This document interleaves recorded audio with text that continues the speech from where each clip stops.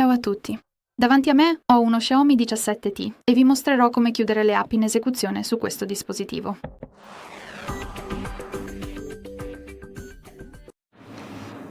Quindi prima di tutto dobbiamo aprire le app recenti e a seconda del tipo di navigazione che avete impostato potete farlo in modo diverso.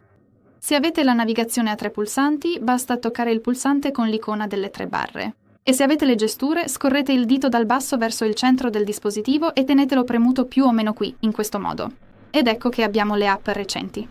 Quindi tutto quello che dovete fare è toccare questo pulsante con la X proprio al centro. E come potete vedere, tornando alle app recenti, non ci sono elementi recenti, il che significa che abbiamo appena chiuso con successo tutte le app in background.